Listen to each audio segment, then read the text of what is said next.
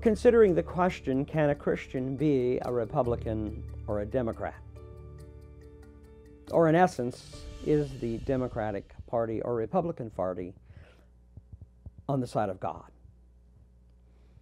We're considering various issues. I want to turn now to our next and final issue. There are many more that could be considered, but I think just a few need to be examined carefully. The last issue is a just taxation.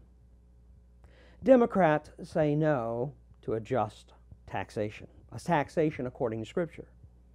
The Republicans say, kind of, yeah, they want a limited taxation, but they want a limited taxation, some of them, on the wrong basis. Historically in the Scripture, poll taxes were the original taxes in Israel under the theocracy and judges as established by Moses in Exodus 30, verses 11 through 16. It was a half shekel required for each male 20 years of age. Wouldn't you like to pay a half shekel in taxation for every male member who was over 20 years old? Another tax was the voluntary tax for maintaining the tabernacle. Voluntary tax. We have one called the voluntary tax in America. It's called the income tax. However, if you don't volunteer to pay it, you might find both of your legs broken by the government from a just and kind humanistic government. Well, under the kings in Israel, the tax was 10%. Which was constituted as a kind of servitude, because the people desired to have a king like other nations rather than waiting for the king that God would give to them. We read about it in 1 Samuel 8, 10 through 20. So Samuel told all the words of the Lord to the people who asked for him a king. And he said, "This will be the behavior of the king who will reign over you. He will take your sons and appoint them for his own chariots and to be his horsemen. And some will run before his chariots. He will appoint captains over his thousands and captains over his 50s. Will set some to plow his ground and reap his harvest, and some to make his weapons of war and equipment for his chariots. He will take your daughters to be perfumers, cooks, and bakers. And he will take the best of your fields, your vineyards, and your olive groves, and give them to his servants. He will take a tenth of your grain and your vintage, and will give it to his officers and servants. And he will take your male servants, your female servants, your finest young men, and your donkeys, and put them to his work. He will take a tenth of your sheep, and you will be his servants. And you will cry out in that day because of your king whom you have chosen for yourself. And the Lord will not hear you in that day." Nevertheless, the people refused to obey the voice of Samuel.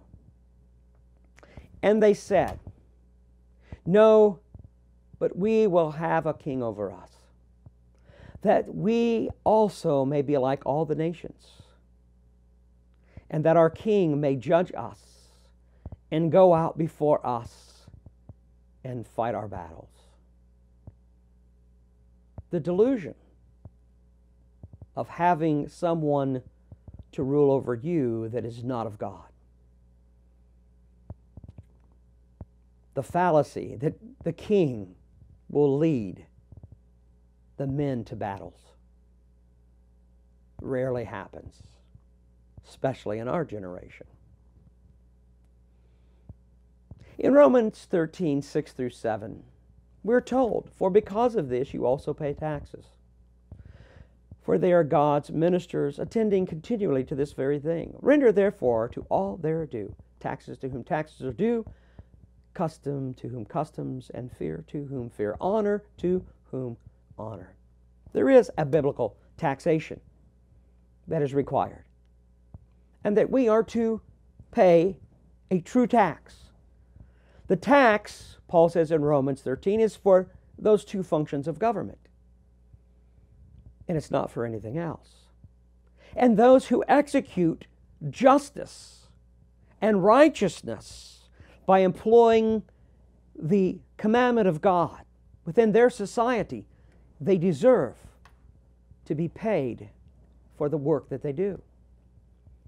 No one in a righteous nation